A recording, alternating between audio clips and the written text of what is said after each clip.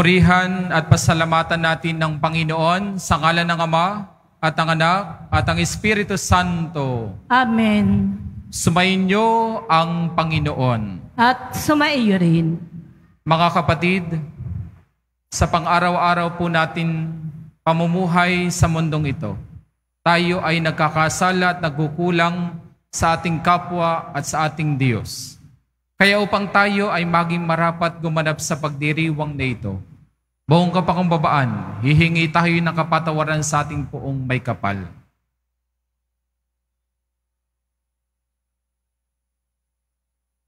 Sinugong tagapagpagaling sa mga nagsisisi, Panginoon, kaawaan mo kami. Panginoon, kaawaan mo kami. Dumating na tagapag-anyayang mga makasalanan ay magsisi, Kristo, kaawaan mo kami. Kristo, kaawaan mo kami. Nakaluklok ka sa kanan ng Diyos Ama para ipamamagitan kami. Panginoon, kaawaan mo kami. Panginoon, kaawaan mo kami. Kaawaan tayo ng makapangyarihang Diyos. Patawarin tayo sa ating mga kasalanan at patnubayan tayo sa buhay na walang hanggan. Amen.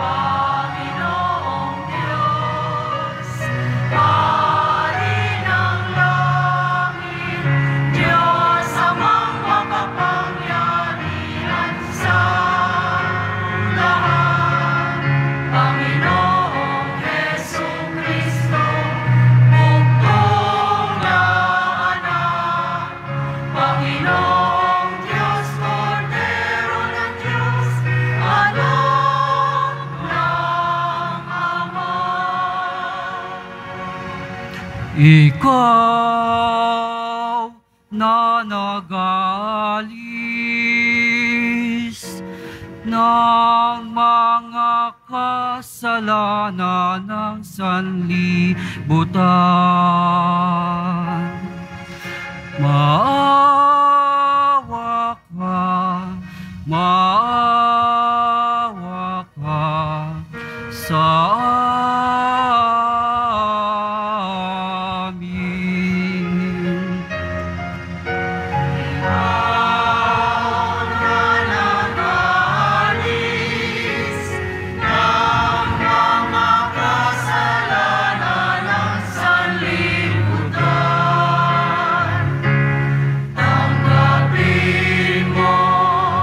ang aming kahilingan.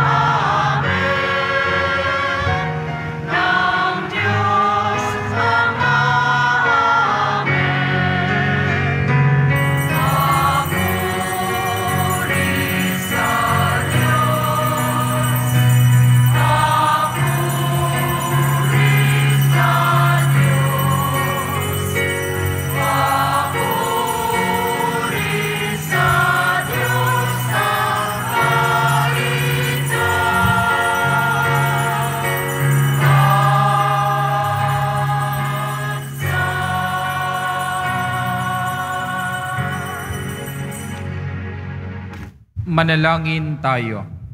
Ama naming makapangyarihan, ang iyong pinakadakilang magagawa ay magpatawad, at ang iyong laging ipinakikita ay pagkahabag. Padaluin mo po sa aming walang humpay ang kagandahang loob mong sa amin inilaan, upang sa pagkakamit namin sa pangako mong bigay, kami gawin mong kasalo sa ipagkakaloob mo sa kalangitan. Sa pamamagitan ni Jesucristo, kasama ng Espiritu Santo, magpa sa walang hanggan. Amen. Magsiupo muna po tayong lahat. Pagbasa mula sa aklat ni Propeta Ezekiel. Ito ang sinasabi ng Panginoon. Marahil ay sasabihin ninyong hindi tama itong ginagawa ko. Makinig kayong mga mabuti, mga Israelita.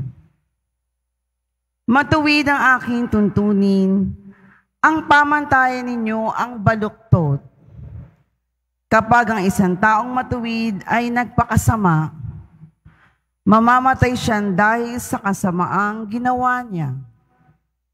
At ang masamang nagpakabuti at gumawa ng mga bagay na matuwid ay mabubuhay. Dahil sa pagtalikod sa nagawa niyang kasamaan nung una, mabubuhay siya, hindi mamamatay. Ang salita ng Diyos. Salamat sa Diyos.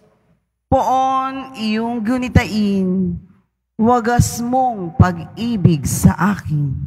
Poon, iyong gunitain, wagas mong pag-ibig sa akin. Ang kalooban mo'y ituro, O Diyos. Ituro mo sana sa aba mong lingkod, ayon sa matuwid, ako ay turuan.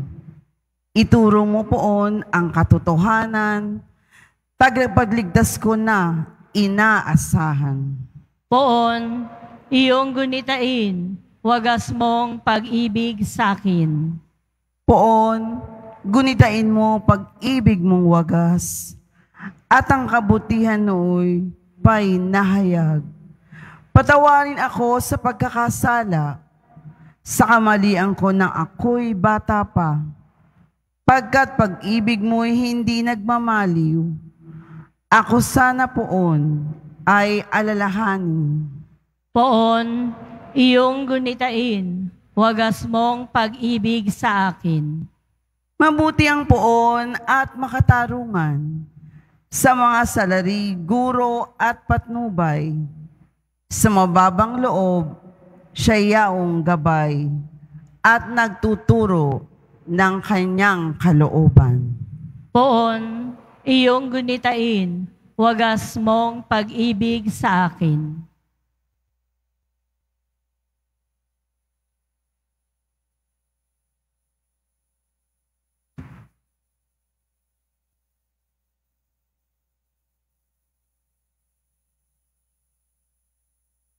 Pagbasa mula sa sulat ni Apostol San Pablo sa mga taga-Filipos. Mga kapatid, nagbibigay ba sa inyo ng kasiglahan ang buhay na nakaugnay kay Kristo? Naaliw ba kayo ng kanyang pag-ibig? May pagkakaisa ba kayo sa Espiritu Santo? Kayo ba'y may nadaramang hangarin na tumulong sa iba? Kung gayon, lubusin ninyo ang aking kagalakan. Maghari sa inyo ang pagkakasundo. Magbuklod kayo ng iisang pag-ibig at maging isa kayo sa puso't diwa. Huwag kayong gagawa ng anumang bagay dahil lamang sa hangad ninyong matanyag, bagkos magpakababa kayo at huwag ipalagay na kayo'y mabuti kaysa iba. Ipagmalasakit ninyo ang kapakanan ng iba, hindi lamang ang sa inyong sarili. Magpakababa kayo tulad ni Kristo Jesus, na bagamat siya'y Diyos, hindi nagpilit na manatiling kapantay ng Diyos. Bagkus, hinubad niya ang lahat ng katangian ng pagka-Diyos, nagkatawang tao, at namuhay na isang alipin ng maging tao. Siya'y nagpakababa at naging masunurin hanggang kamatayan. Oo, hanggang kamatayan sa krus. Kaya naman, siya'y itinampok ng Diyos at binigyan ng pangalang higit sa lahat ng pangalan. Ano pat ang lahat ng nilalang na nasa langit, nasa lupa, at nasa ilalim ng lupa ay maninikluhod at sasamba sa Kanya at ipapahayag ng lahat na si Jesucristo ang Panginoon sa ikararangal ng Diyos Ama.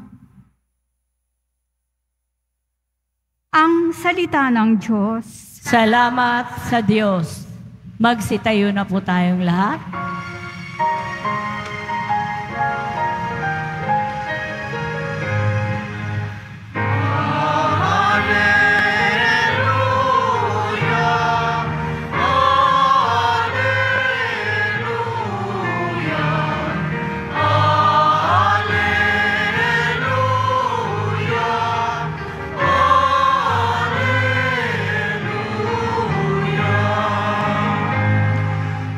Tinig ko'y pakikinggan ng kabilang sa aking kawan. Ako'y kanilang susundan.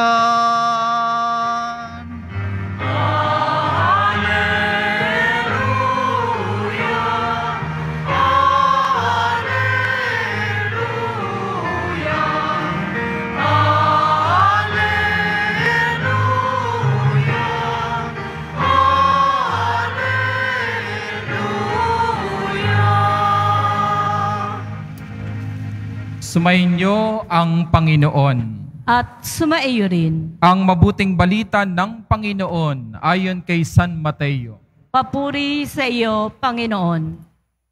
Noong panahong iyon, sinabi ni Jesus sa mga punong saserdote at mga matatanda ng bayan, "Ano ang palagay niyo rito? May isang tao na may 2 anak na lalaki. Lumapit siya sa nakatatanda at sinabi, 'Anak, lumabas ka at magtrabaho sa ubasan ngayon.' 'Ayoko po,' tugon niya. Ngunit nagbago ang kanyang isip at siya'y naparoon. Lumapit din ang ama sa ikalawa at gayon din ang kanyang sinabi. 'Opo,' tugon nito. Ngunit hindi naman naparoon. Sino sa 2 ang sumunod sa kalooban ng kanyang ama?" "Ang nakatatanda po," sagot nila. Sinabi sa kanila ni Jesus, "Sinasabi ko sa inyo, ang mga publikano at masasamang babae nauuna pa sa inyong pasakop sa paghahari ng Diyos. Sapagkat naparito sa inyo si Juan at ipinakilala ang matuwid na pamumuhay at hindi ninyo siya pinaniwalaan. Ngunit pinaniwalaan siya ng mga publikano at ng masasamang babae. Nakita niyo ito, subalit hindi pa rin kayo nagsisi at naniwala sa Kanya." Mga minamahal kong mga kaibigan, ang mabuting balita ng ating kaligtasan. Pinupuri ka namin, Panginoong Jesucristo. Magsipo muna po tayong lahat. Magandang hapon po sa inyong lahat. Tayo pong muli ay natitipon ngayong araw na ito upang papurihan at pasalamatan ang poong Jesus Nazareno. Palapakan natin.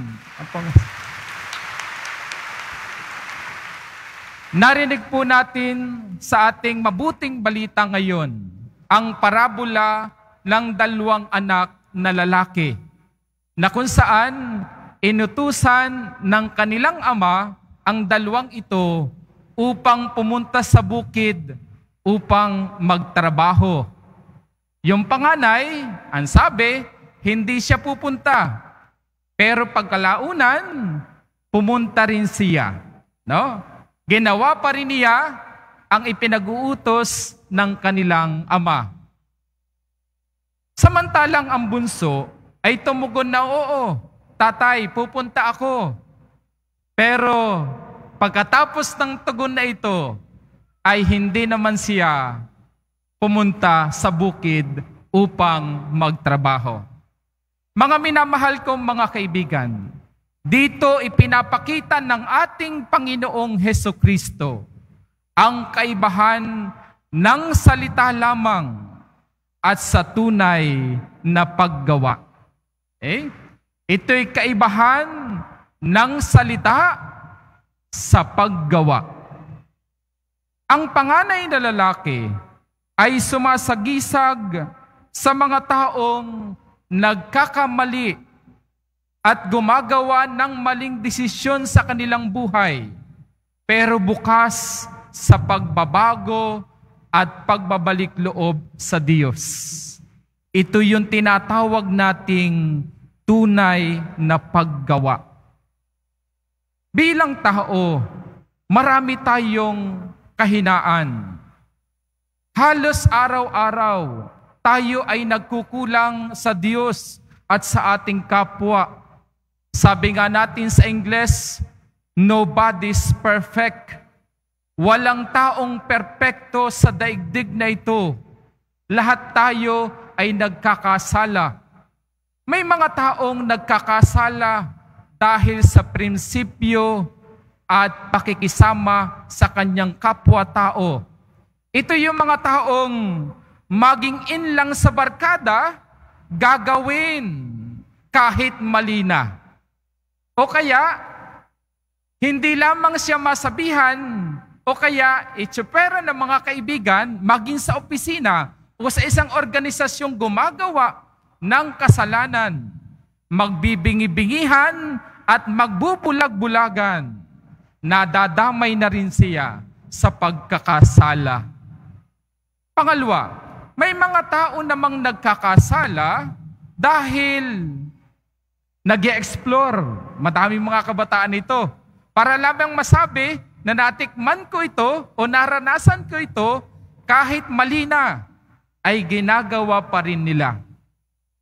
May mga tao naman na talaga namang wala nang, sorry for the word wala nang hiya sa paggawa ng kasalanan. Ito yung tinatawag nating makapal ang mukha. Alam niyo po, sabi ng isang Santo Papa, ito daw ho ang nagiging problema ng mga tao ngayon. Kumakapal na yung konsensya, yung callous conscience. Kaya nawawalan na ng pakiramdam sa kasalanan. Ako po ay from Quezon Province. Siyempre, palagi namin nakakasalumuho ang mga katutubong dumagat.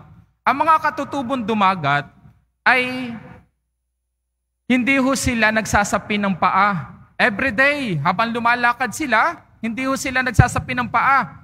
Kaya ang kanilang talampakan kumakapal na. Kumakapal na. Kaya kahit sila'y tumapak sa bato, hindi na ho sila nasasaktan. Hindi tulad ho sa atin na hindi sanay sapagkat lagi tayo nagtsetsenelas. Kaya kapag tumapak tayo sa bato, nasasaktan tayo. Alam niyo po, ganyan daw ho ang konsyensya ng santao. Kapag ang kasalanan ay palagi na nating ginagawa everyday, kahit maliit, kumakapal na rin ang konsensya natin. Nawawala na tayo ng pakiramdam sa kasalanan at tinitignan na natin parang hindi na ito kasalanan. Pero kasalanan pa rin. Ang tawag ho natin dun ay makapal ang mukha. Makapal na ang konsensya. Pero mga minamahal kong mga kaibigan, ang ating ebanghelyo ngayon ay nagbibigay sa atin ng pag-asa na bagamat tayo ay nagkakasala at nagkukulang, mayroon tayong kakayahan at regalo na pagsisihan ang mga kasalanang ito sapagkat mayroon tayong regalo ng pagka-realize, pagkatanto sa pagkasalanan na ating ginagawa. Nagsisimula ang pagsisisi ng isang tao kapag pinakinggan niya ang tinig ng Diyos na nangungusap sa kanyang buhay, sa kanyang kaloob-looban, sa kanyang konsensya at sinasabing, mali na ang iyong ginagawa.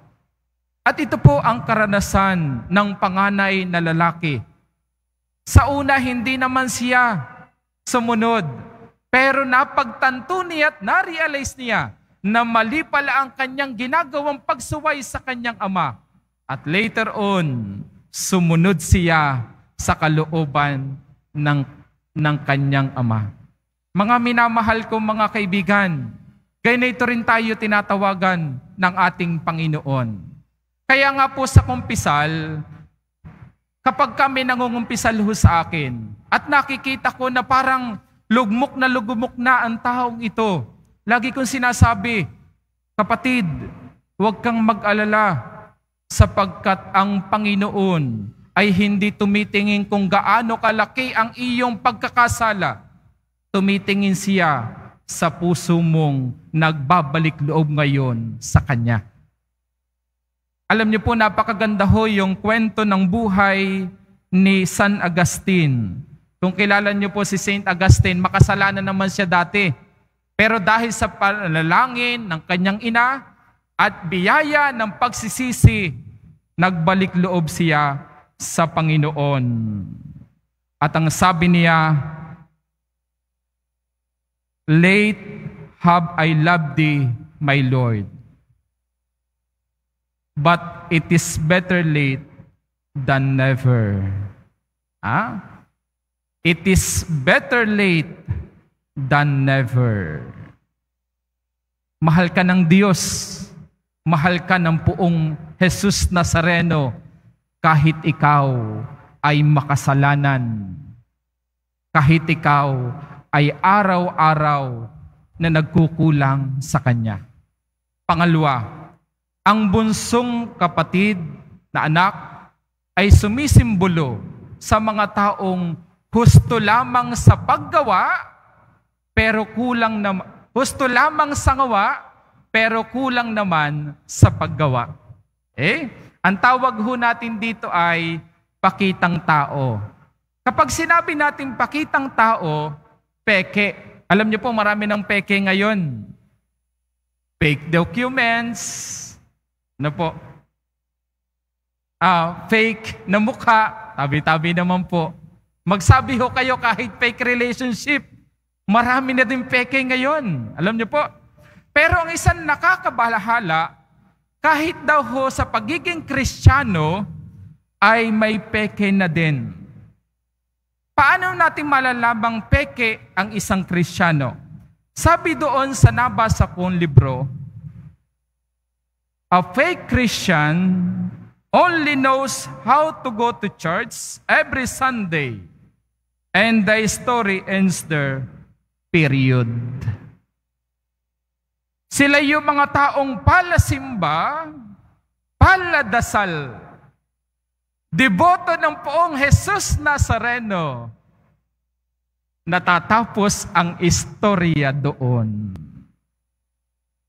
Ang tunay na deboto ng poong Jesus Nazareno, una at higit sa lahat, ay nagiging mabuting tao, nagpapakatao, at nagmamahal sa kanyang kapwa-tao.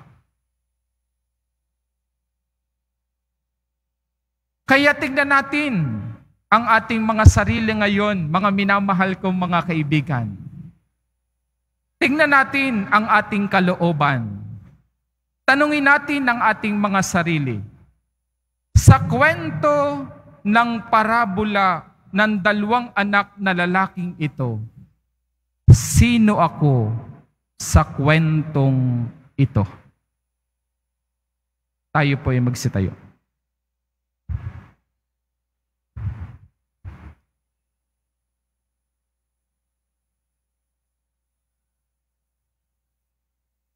Sumasampalataya ako sa Diyos amang makapangyarihan sa lahat, na may gawa ng langit at lupa.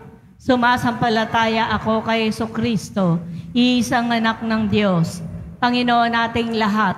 Nagkatawang tao siya, lalang ng Espiritu Santo, ipinanganak ni Santa Mariang Birhen, pinagpakasakit ni Poncio Pilato, ipinako sa krus, namatay, inilibing, nanaog sa kinaroroonan ng mga yumao, nang may ikatlong araw na buhay na maguli, umakyat sa langit, naluluklok sa kanan ng Diyos amang makapangyarihan sa lahat. Doon magmumulang paririto at huhukom sa nangabubuhay at nangamatay na tao. Sumasampalataya naman ako sa Diyos Espiritu Santo, sa banal na simbahang Katolika, sa kasamahan ng mga banal, sa kapatawaran ng mga kasalanan, sa pagkabuhay na muli ng nangamatay na tao, at sa buhay na walang hanggan. Amen. Idalangin natin samang mahabagin na tulungan tayo maging tapat sa ating pagtugon sa kanyang paanyaya upang tayo maging karapat-dapat sa kanyang kaharian. Buong puso tayo mananalangin. Panginoon, dinggin mo kami. Panginoon, dinggin mo kami. Iwaksi nawa ng mga pinuno ng simbahan ang karangyaan sa buhay at manatiling tapat sa pagtugon sa iyong paanyaya upang sila'y maging kapanipaniwala sa bayan. Manalangin tayo. Panginoon, dinggin mo kami. Ang mga namumuno sa pamahalaan ay magsikap nawang puksain ang lahat ng uri ng karahasan sa pamamagitan ng mapayapang pamamaraan at ipagtanggol ang karapatan, dangal at buhay ng mga mahihirap. Manalangin tayo. Panginoon, dinggin mo kami. Ang mga kapatid naming relihiyosang madre, ngayong ipinagdiriwang namin ang Mission Day for Religious Sister, ay magtaguyod nawa ng kamalayang hindi lamang nakatuon sa pagbabahagi ng kaalaman kundi sa paghuhubog ng moralidad at konsensya ng tao. Manalangin tayo. Panginoon, dinggin mo kami. Ang mga walang trabaho ay mapuno nawa ng pag-asa at magsumikap na makahanap ng sapat na kabuhayan upang matulungan nila ang kanilang sariling pangangailangan at kanilang pamilya. Manalangin tayo. Panginoon, dinggin mo kami. Isaalang-alang nawa ng mga negosyante at ng mga mamamayan ang kapakanan ng inang kalikasan at ng mga katutubo. Iwaksi nawa nila ang mga proyekto at gawaing makasisira sa kapaligiran. Manalangin tayo. Panginoon, dinggin mo kami. Ama naming mahabagin sa pamamagitan ng iyong pagmamahal, dinggin mo ang aming mga panalangin upang magkaroon kami ng puso at isip na kagaya ng sa iyong anak, upang makasunod kami sa iyo sa lahat ng pagkakataon. Hinihiling namin ito sa ngalan ni Kristong aming Panginoon. Amen. Magsiyo po muna po ang lahat.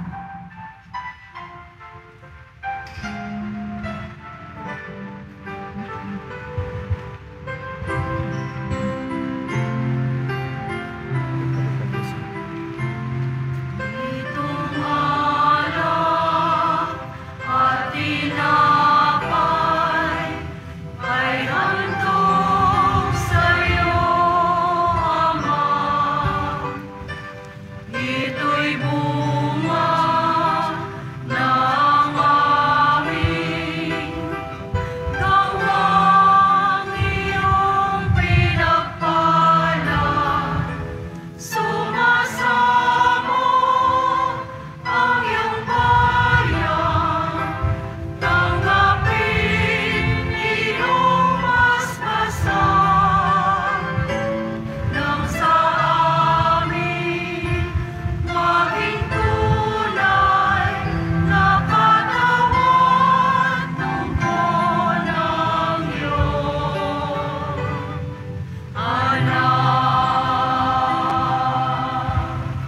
Magsitayo na po ang lahat.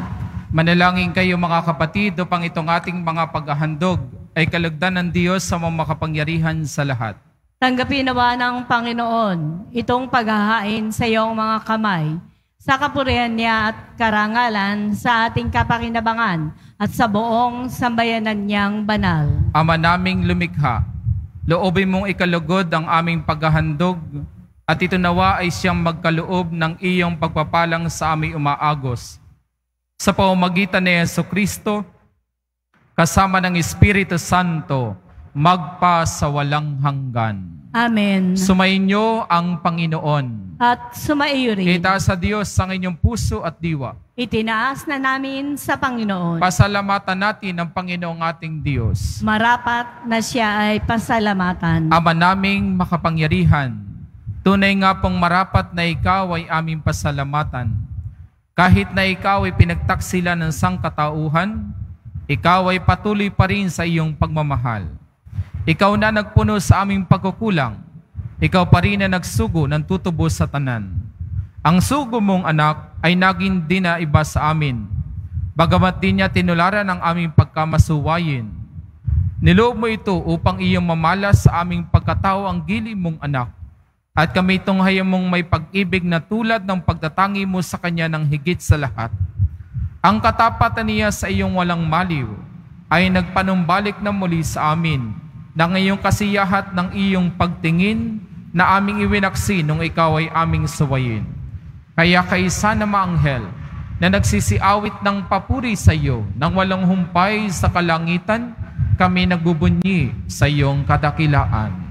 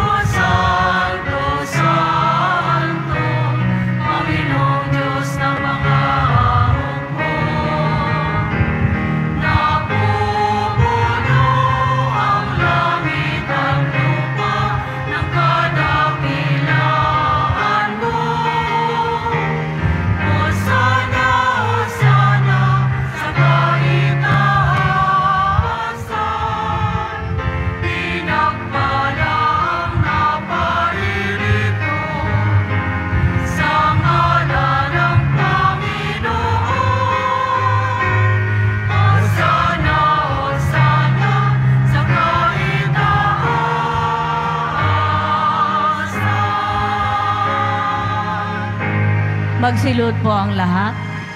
Ama naming banal, ikaw ang bukal ng tanang kabanalan, kaya sa pamamagitan ng iyong Espiritu, gawin mong banal ang mga kaloob na ito upang para sa amin maging katawan at dugo ng aming Panginoong Hesukristo. Bago niya pinagtiis ang kusang loob na maging handog, hinawakan niya ang tinapay, pinasalamatan kanya, pinaghati-hati niya iyon, inabot sa kanyang mga alagad at sinabi, tanggapin yung lahat ito at kanin. Ito ang aking katawan na ihahandog para sa inyo.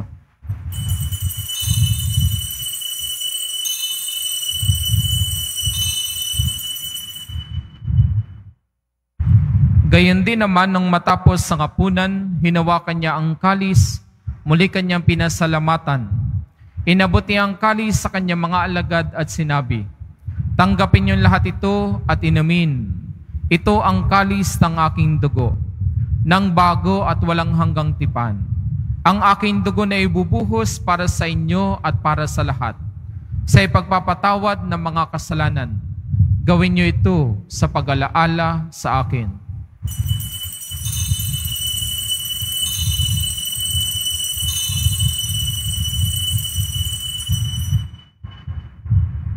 Magsitayo na po ang lahat. Ipagbunyi natin ang misteryo ng ating pananampalataya. Si Kristo'y namatay, si Kristo'y nabuhay, si Kristo'y babalik sa wakas ng panahon. Ama, ginagawa namin ngayon ang pag-alaala sa pagamatay at muling pagkabuhay ng iyong anak. Kaya tinialay po namin sa iyo ang tinapay na nagbibigay buhay at ang kalis na nagkakaloob ng kaligtasan. Kami nagpapasalamat dahil kami minarapat na tumayo sa harap mo para maglingkod sa iyo. Isinasamo namin kami magsalo-salo sa katawan at dugo ni Kristo ay mabuklod sa pagkakaisa sa pamamagitan ng Espiritu Santo. Ama, lingapin mo ang iyong simbahang laganap sa buong daigdig. Puspusin mo kami sa pag-ibig. Kaysa ni Francisco na aming Santo Papa at ni Jose na aming Obispo at ang Tanang Kaparian. Alalahanin mo rin po ang mga kapatid naming nahimlay nang may pag-asang sila'y muling mabubuhay, gayon din ang lahat ng mga pumanaw. Kawaan mo at patuloyin sila sa iyong kaliwanagan. Kawaan mo at pagindapating kaming lahat na makasalo sa iyong buhay na walang wakas.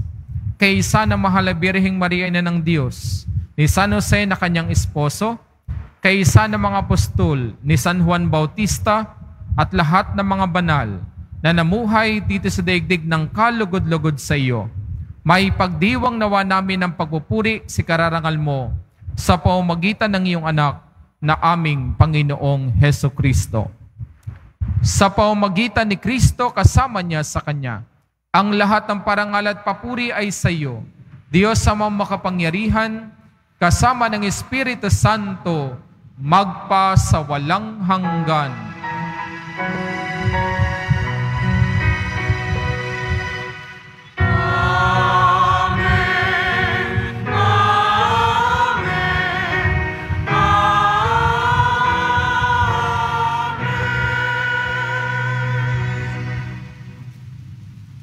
Sa tagubili naman nakagagaling na utos sa turo ni Jesus na Panginoon natin at Diyos, ipahayag natin ngayon ng lakas loob.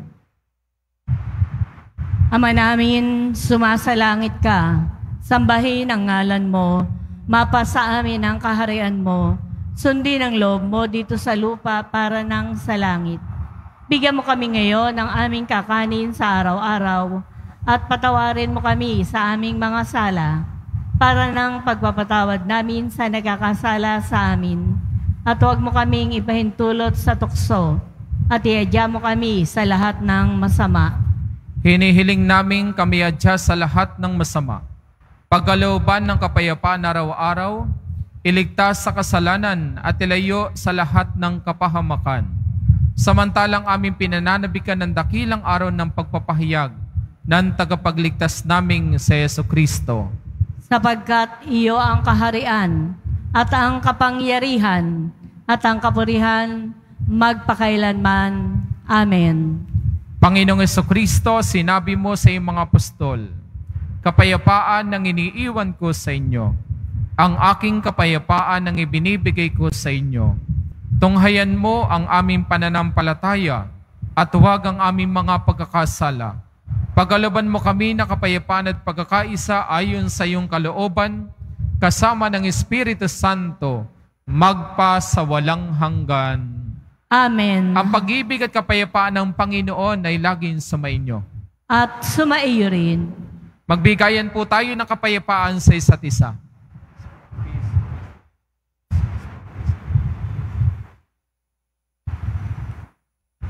Kordero ng Diyos na nag-aalis ng mga kasalanan ng sanlibutan, maawa ka sa amin. Kordero ng Diyos na nag-aalis ng mga kasalanan ng sanlibutan, maawa ka sa amin.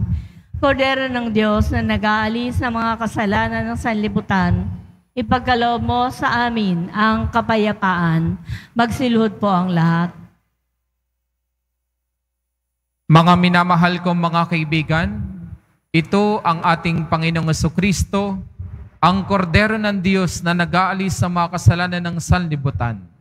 Mapapalad tayong naiyahan upang makisalo sa kanyang piging.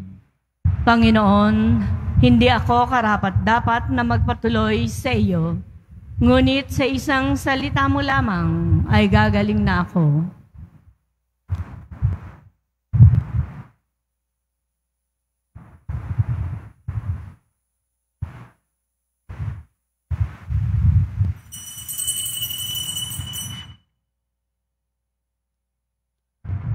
Para po sa lahat ng tatanggap ng banal na komunyon, sasagot po tayo ng amen. Pagkasabi po ng pari o ng lay ministers ng katawan ni Kristo, at isubo po agad sa bibig bago umalis sa harapan ng pari o lay ministers. Sumunod po tayo at maraming salamat po.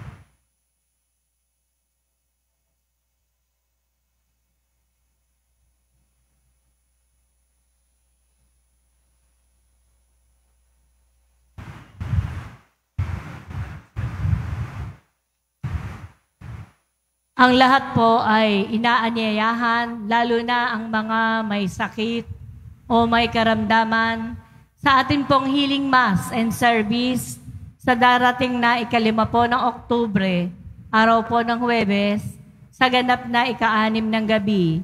Makiisa po tayong lahat. Announcement. Available na po ang ating mga All Souls envelope sa mga nagnanais. Maaari na po kayong kumuha na malapit sa mga pintuan ng ating simbahan o sa information guard. Isulat lamang po ang mga pangalan ng mga kamag-anak, kaibigan, at mga kakilalang na mayapa o sumakabilang buhay na. At sa buong buwan po ng Nobyembre, ito po ay ating isasama sa lahat ng mga misa na nagaganap sa ating simbahan. Pagkatapos po ng misa,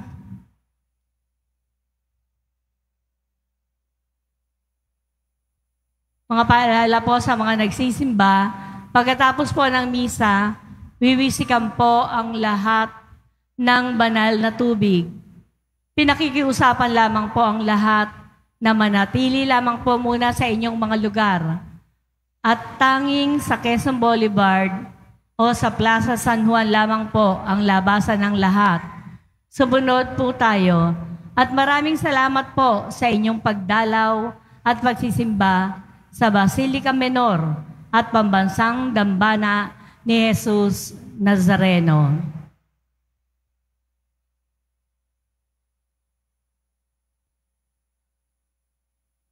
Magsitayo na po ang lahat.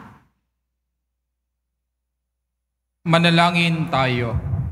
Ama naming mapagmahal, ang aming banal na pakikinabang ay magdulot nawa ng kagalingan sa aming katauhan upang kami makatambal sa kaluwalhatian ng aming nilalahukan sa tiniis na kamatayan na aming ngayong ipinahayag sa ginanap na pagdiriwang sa pamamagitan ni Jesucristo kasama ng Espiritu Santo magpa sa walang hanggan. Amen. Sumainyo ang Panginoon. At sumaiyo rin. Mahal na poong Jesus Nazareno, inihayag mo po sa pamamagitan ng krus ang walang maliw na pag-ibig ng Diyos sa sangkatauhan. Pakinggan mo ang kahilingan ng iyong angkan na nagsusumamo sa iyo. Makamtanawa nila ang iyong katugunan at tanggapin ang kasagutan na may utang na loob na tinatanaw. Basbasan din po ninyo ang mga daladala nila mga imahen at mga dasalan.